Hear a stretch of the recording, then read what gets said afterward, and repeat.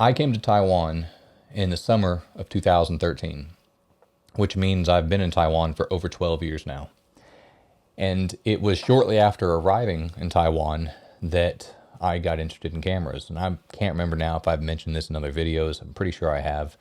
After getting to Taiwan and seeing how prominent cameras are here, just technology and cameras and camera shops and various types of things, and also seeing all these beautiful locations from cool cityscapes to going up in the mountains to the beaches, really modern stuff to old traditional stuff. It's like, man, I need to take pictures of this stuff. And it popped in my head like, well, wait a minute. I could just buy one of these fancy cameras. Like, I don't have to find out which phone has the best camera. I don't have to see which very cheap entry level little point and shoot is best. I could actually just buy a real camera. The thing I was having trouble with was that I was trying all these different cameras and figuring out, not just reading about it, but also trying firsthand this idea of color science. This is what Canons look like. This is how Nikons look. This is what a Sony does, And I wanted to try DSLR. I wanted to try mirrorless. I wanted to try black and white and color. And I did fixed lens and interchangeable lens. And over those first few years, I was reading a lot and I was trying a lot.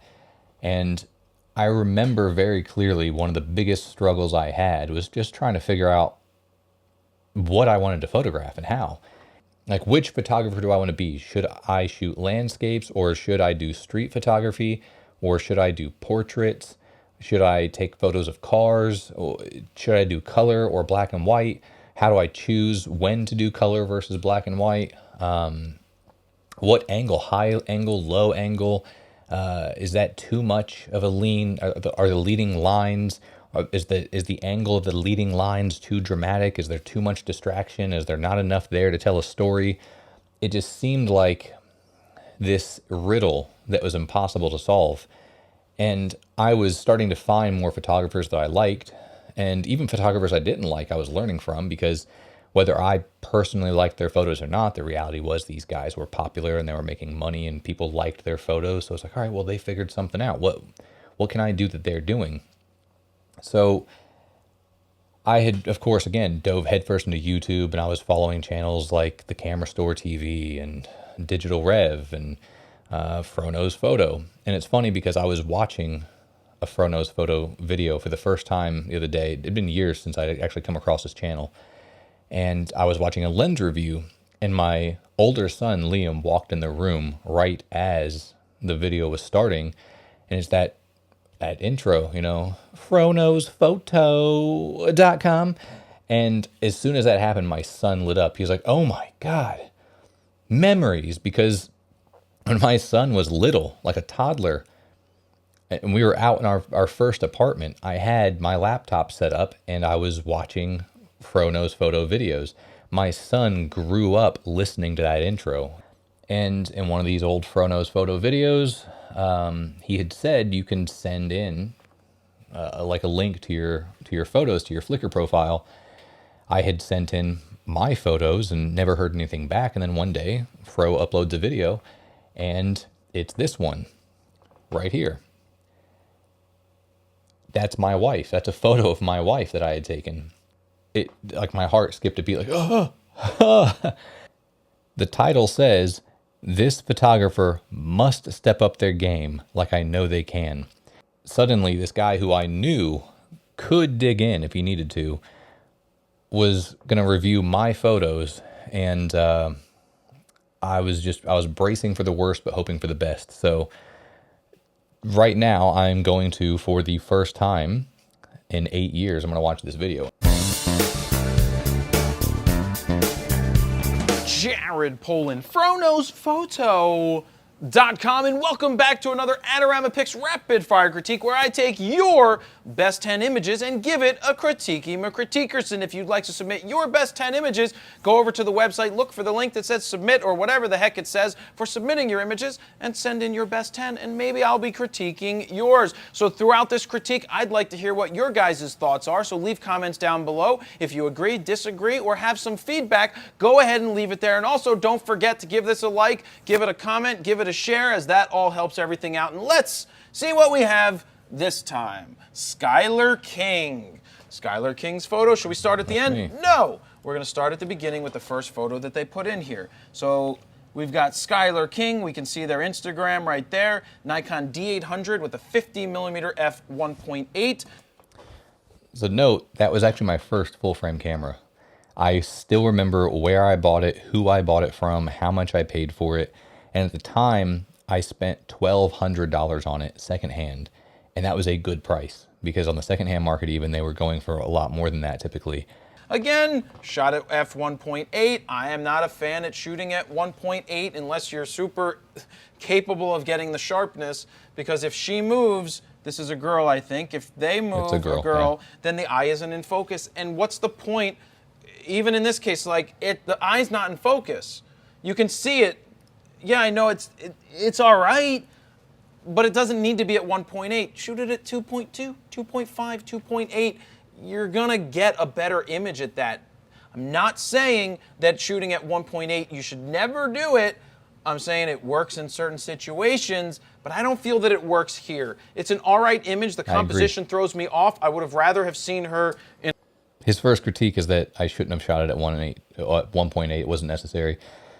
And I agree with that. Yeah. That was one of those lessons I learned over time, is I used to shoot everything wide open all the time. Bad composition. But maybe more of a that, or thrown off to the side where we start from this side and we go like this. I think that could be a better composition than what we have right here. I'm just looking for things to do, and it's a pretty flat image. There's not a lot of context going on in there. True. Especially with the processing. That's beautiful color. Beautiful color, beautiful contrast. That D810 that they're pulling out of it at f8 this time with the 0mm lens. What the hell is that?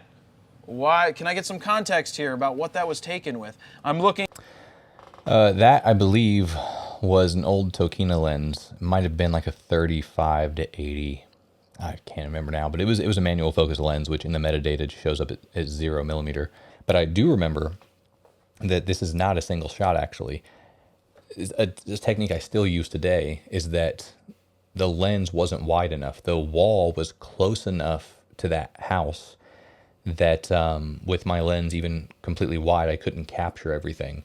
So in order to maybe crop it later, just make sure that I got everything and was able to see all the cool stuff, I made it into a panorama. I remember setting the camera on the wall and kind of rotating it on the base plate, where I took to the left and took a shot, rotated a little bit, took a shot, rotated a bit more, took a shot, and then I combined them in Lightroom to make this final image.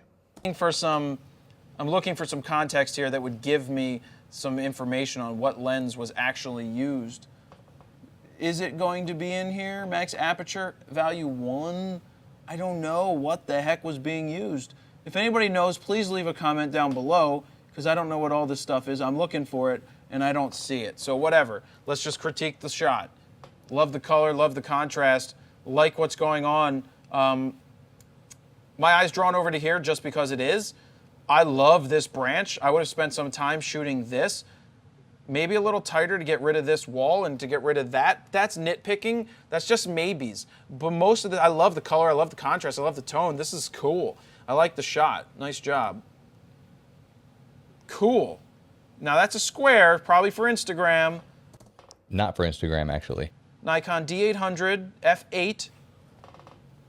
It doesn't have the lens, so maybe it's an old manual focus lens. Yep. But what's cool about this shot, creatively cropped in a square, I've talked about this before, that if you're creative, whatever you want to do, and if that's what you want to do with your crop, so be it. I don't like to crop, personal preference, that's just me. But this is cool because you're using a natural frame. A natural frame is something that creates a frame that draws you into the image. In this case, we've got this circle that draws us in bonsai tree. But I love all the lines. You've got the lines of the shingles going this way, the gutters going this way, this angle there, all of these lines. Really cool shot. I like this a lot. Very nice job. Those lines were actually totally unintentional. I didn't think about the leading lines within the frame. I just liked the fact that there was this whole other, probably bad word choice, but essentially there's this whole other world with on the other side of that door. I'm looking for focus. Don't tell me, see it's at f4, but it's not sharp. Yeah. Based off of what I see right here, it's a Handheld. lot of out of focus stuff. Yeah. Well, 1/15 of a second could be why. Yeah. Handheld maybe. I can tell you that these lions aren't sharp. I'm curious to see what the color would be in this one. But this is all right. This doesn't pop to me like the other ones pop to me. This is a snapshot, so it doesn't pop to me at all. This photo, my wife, we were at the beach, and then this, white shirt, white background, like blown out sky, but then dark hair, dark glasses, the dark spots. It felt very almost monochromatic. But then all of a sudden you get this little pop of color from her bandana. I had a very hard time like being a critic to myself. If I liked a photo, I couldn't tell if it's because I actually took a good photo and there was something like objectively good about it that other people would also like, or if it was a bias, like if I liked the photo because I liked the subject matter. This is my wife or this is my son.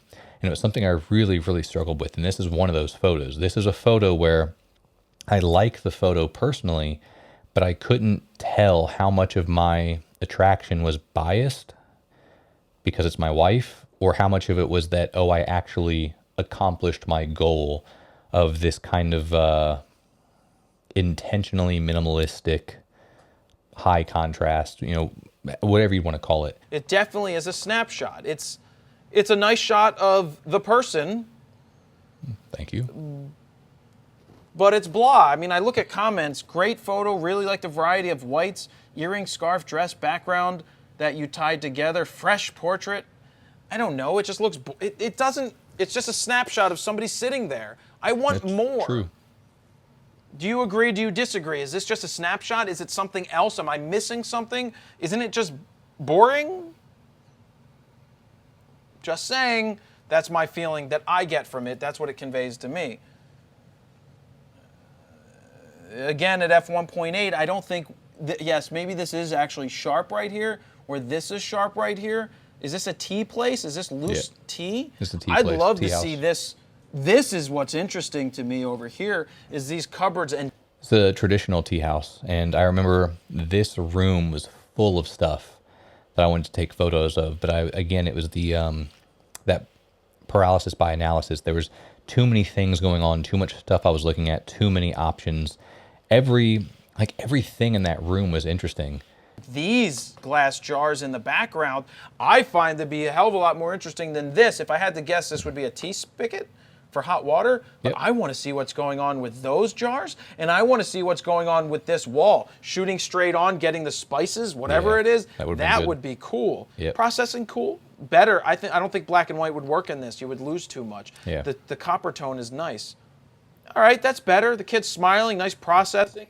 My son Liam, this was in Pingdong. This was the D800, the 51.8. We had a little bucket out in the front, right on the front porch. F4 with the 51.8. It's fine. I would have come down just a little bit in terms of headroom, but it's all right. Great focus on the subject. You can see the difference between a sharp image at f4 versus a 1.8 image. You're always questioning whether it's sharp or not. The contrast is nice here, nice processing. I like that one. That's cool, but you have to be careful. This might have been my X Pro 1 that I was using with just the kit lens. This was one of those shots that I still wish I could redo. At that time, Fujifilm was starting to get a little bit of traction, and the main thing people were talking about was how good the JPEGs were. And I was finding that I was having a very hard time processing the raw files with old school Lightroom, and that being an X-Trans sensor. And I couldn't quite get the results I wanted. So what I was doing instead was I was just shooting JPEG and then trying to edit the JPEGs as best I could. And the result was that it had very nasty artifacts left over from the editing. So I really wish I could redo this photo. The thing that caught my eye is the glowy McLowerson thing around them from the processing. Meaning that the shot may have been exposed differently and they're dodging this area. Exactly. And I can see the dodge. If anybody doesn't know what dodging is, it means that they created like a loop in Lightroom or Photoshop, and then literally sat here and dodged them and changed the exposure. Yeah, old it just school looks Lightroom by like hand. You see the glow Scrolling around them. over. You see that? That means that there was a lot of processing done. You can even see it right here. Ironically, not a lot of processing done. There was absolutely processing. But it wasn't that it was so much processing. It was that I was trying to edit and process a JPEG, which just doesn't handle the processing very well. It's a little over the top. It's a cool shot. I love it from the low angle, especially for that you've got all the, rolling hills in the background, the city at a lower level. I could live with this. I like the shot. I'm just being nitpicky about the processing because it pops out to me, but I do like this shot. What is... This was taken with an LG. It was like the LG G3 or something. It was one of the early LG phones. What is going on here? So not a lot of EXIF data. I'm looking people in portrait. I'm wondering if it was like, what are those lens baby lenses? But where's the super slow shutter speed? Because you're getting... It was a phone, and I think I just edited it on my phone, and I might have used like Snapseed. I think that was the early days of when people were raving about Snapseed, and I used one of their presets. Getting the bend of the fishing pole. It's a shot that makes me think, though. The blurriness over here is actually hurting. I don't like it. I like the subject here, There's but actually they're too close blurriness to on that both blur. sides. Personal feeling. If you zoom in, you'll see the whole right is blurry, but the left is also blurry. It was, again, I think it had something to do with the preset from Snapseed. It's just what I'm getting from it. You may get something different. That's why I asked for your comments. I like the shot. We're a little far away. Boom. Could be a composition and still keeping the foreground elements, though the bottom one could hurt right there. You know, you could even come out to that. Yeah. I would probably say that if we wanted to leave a lot of negative space, it could be up top. And we still want to get the water in there because he's got a fishing pole. That you could do something along those lines and could be unique and different. So that's what I see with that. And this is that the processing is off, the exposure is off. 1/320th of a second, K5. ISO 80 for whatever reason. It's a Pentax K5 and an old manual focus lens. It had a 51.4, Takimar 51.4. Reason, Pentax K5. Wow. Manual focus. So in this case, the exposure is off. 1/320th of a second at 80 ISO. I would just bump my ISO to 200 or even 400 ISO, and it would just be better. You can see how it's super dark. I think that you're losing it in the face. Brighten it up. You'll get a little more contrast. It's a little too flat. That's my opinion. I just think it's too flat. It needs to stand out more. It looks more like a snapshot wife's uncle, by than the way. a photograph that pops. So love the color in this one. Love this. Love this. Would love to see a little different angles from here. Nice sharpness, nice contrast, nice processing. This one is cool. It does stand out. I would like to see this one is really, really good. So that's it. That's the handful of those best 10 images for their personal favorite, Skylar King. What do you guys think? Leave your comments down below. If you'd like to submit your best 10 images for an Adorama Picks Rapid Fire Critique, go over to the website. He was being very direct and honest about things that I really do need to work on, things that I really did need to fix. And one, I can tell you right now, some of the advice that he gave me during this video, even though I have not rewatched it until now, absolutely stuck with me, and it made a huge difference in my photography. For example, that photo of my wife at the beach, him saying it's a snapshot, there's nothing here, it's boring. That taught me a lot. It made me realize, again, it helped me separate that personal bias. Like, I like this photo because it's of my wife versus what's actually interesting for somebody who's not involved. For somebody who doesn't know this person, who doesn't know where we were at, what we were doing. Like, what objectively makes a good photo. And that, like him kind of commenting on several photos about this is flat or there's nothing going on here, it made me realize that, yeah, they need to have something. My photos, again, there's always an exception to the rule, but typically speaking, I have always remembered that advice, and it's what tells me like there needs to be some context. There needs to be some sort of story in the photo. What I found out early on was I like photographing people. Even if the subject is not a person, even if the subject was like the cityscape with the mountains in the background, having people in the shot adds interest. I think we are naturally drawn to people, images of people, figures of people. On a primal level. So sometimes even just a sense of scale, right? Like in that, again, that cityscape, having the people in the foreground versus the tiny city in the middle and the mountains behind that gives a sense of scale to everything. And I have continued to do that over the years. And it all started with Jared saying those things like, there's nothing happening here. It's a snapshot. Again, that really, I can't stress, that's legitimately stuck with me. That really buried deep in my mind that, yeah, it doesn't matter that I know the person, that I like the person, that, oh, to me, there's this bias. Objectively speaking, like there needs to be something. There needs to be interest, right? Like if I see a beautiful sky and I decide to take a photo of the sky because it's so beautiful and I want to share it, but I totally blow out the sky so you can't see anything. It's just white. I can't then share it with people and expect them to appreciate that sky. Like, oh, but I was there and you should have seen it. It was beautiful. This photo doesn't do it justice. Like, yeah, but that photo is the only thing they see. If they're just seeing this white, kind of bland nothing, then what I saw or what I was trying to capture doesn't really matter because what I captured was basically just a white page.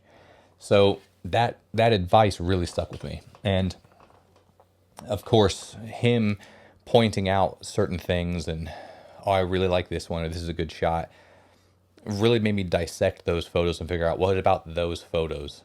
He liked that one. What did I do in this photo? He didn't like that one. What did I do in that photo? And it helped me, again, see patterns that maybe I didn't realize, things that he didn't even point out. But this critique was very, very helpful. It actually really did help set me on the right path to where I'm at now. One of the things that Jared always used to also say that I learned from his videos was getting it right in camera. And like, yeah, you can edit it later, you can change things, but you more or less like want to pretty much nail it as close as you can in camera. Get the shot that you want, or at least try to get the final image that you actually want when you hit that shutter button. And one of the things he used to say to justify that was he talks about how much he hates cropping. You know, just get it right in camera. Just get closer or get further, get the angle, but he didn't want to crop.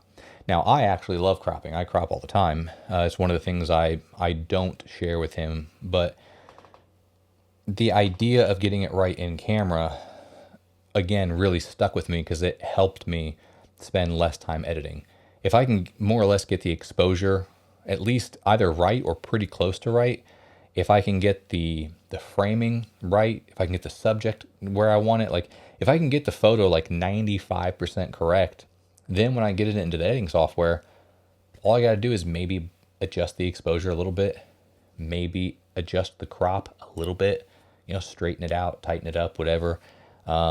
Maybe I have to fix the white balance, but like it's little things. It saves me time and it makes me not hate photography. The next thing, which was not only me wanting to get it right in camera, but also me taking less photos. Again, something I still do to this day, which is I don't want to have to go through 10,000 nearly identical images from a single trip. At the end of the day, it's like, man, you know, if I take 10,000 photos this week and I only save 500, then the other 9,500 were basically wasted.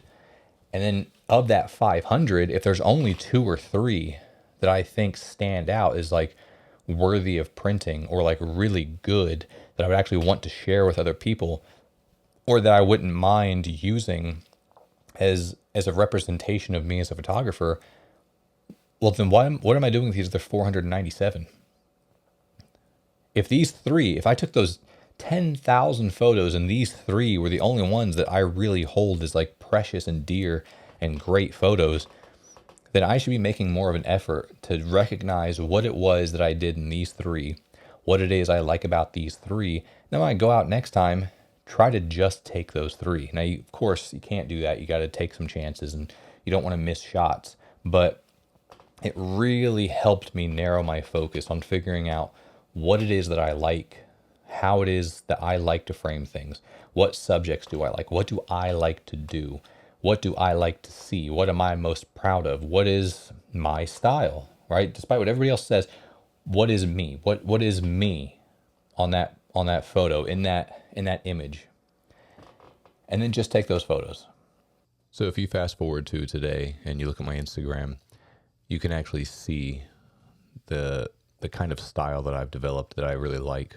And a lot of it did start with some of those basic critiques that he gave me directly, but then also things that I remember watching and learning from his other videos directly. So one thing that I like with my photos is to always have a person. Even if it's just an environmental shot, I want a person there to help kind of add a sense of scale or to add interest.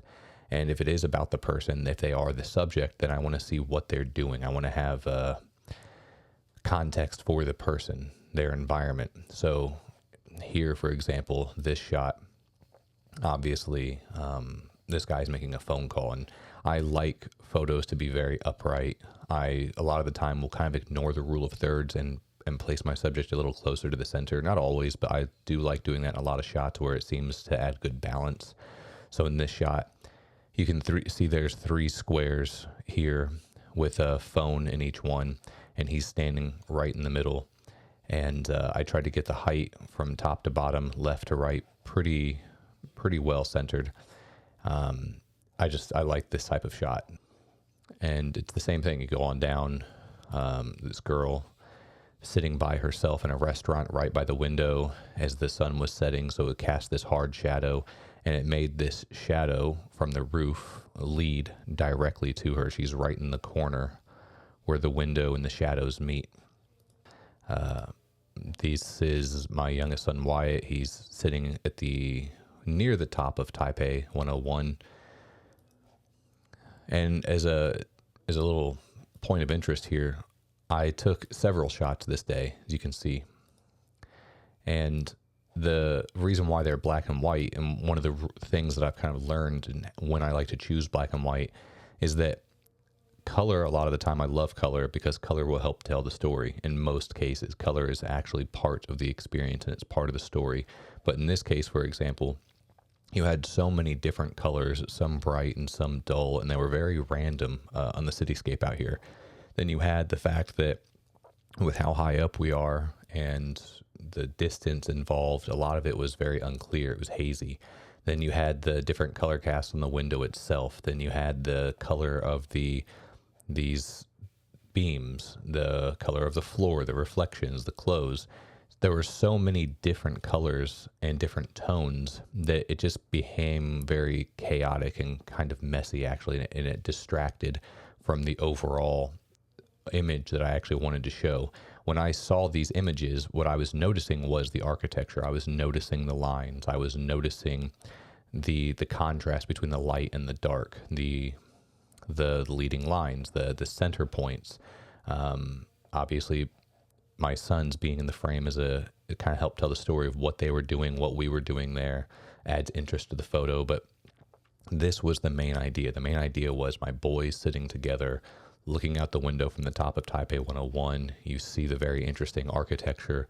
You see the balance of the windows and the floor. You see the reflections in the floor from the outside, the light and the dark, the contrast, all of the crazy and chaotic colors and tones just distracted from that. So I solved it by making it black and white. And when I compare the two versions, black and white versus color, there was absolutely nothing I could do with the color shots that made them anywhere near as interesting as the black and white shots. So I don't usually shoot black and white, but sometimes it is, for very simple reasons like that, it is the best option. My boys at a night market, again, people in the photo centered. The empty space to the left is pretty proportionate to the empty space on the right. The space above the lights from these claw machines up here is pretty equivalent to the space below them down here. Everything is pretty upright and centered within reason. And I like this type of shot. So you can see that type of thing repeated over and over again, a sense of symmetry. The train's passing, she's just slightly off center. There's that center line of the two cars right there. Empty space below the train is about equivalent to the empty space above the train. Yeah. As you go through, you see a lot of these things over and over again. This is another good example. My son, claw machines, that split. There's what's on the inside of the claw machine, the light, the toys, the excitement of, well, what can I get, what's in here, versus the outside of the claw machine, a bit darker. My son in anticipation, wanting to get something, and then I used the front piece of glass by coming off to the side as that perfect split right down the middle to separate what's inside from what's outside. Here we are, almost 9 years later. I've owned way more cameras. I've learned a lot. I've kind of figured out the way I see things, the way I like to photograph. There are some rules that I tend to follow that guide me pretty well in making sure that I'm happy with my own photos. And some of the rules that I follow are specifically only there. Like they developed because of this critique. They developed because of Jared and because of his feedback. And it actually legitimately did help me become a better photographer, which I'm still very appreciative of. I did message Jared before this, didn't know how he would feel about me featuring one of his videos in my video, copyright stuff. So I sent him a message, didn't get a response. Messaged him on Instagram. I'm assuming it went to a request folder, which he'll probably never see. So then I left a comment on one of his recent posts. I believe he's in Tokyo right now. So he had posted a photo. A couple hours later, after he posted it, I commented like, "Hey, I sent you a DM," and still no luck. He hasn't seen my message, hasn't responded to me. So Jared, if you're seeing this as part of a copyright claim, sorry, bud. Not trying to steal your content. Just I tried to reach out. You didn't see it, so hopefully this is okay. But anyway, this was a trip down memory lane.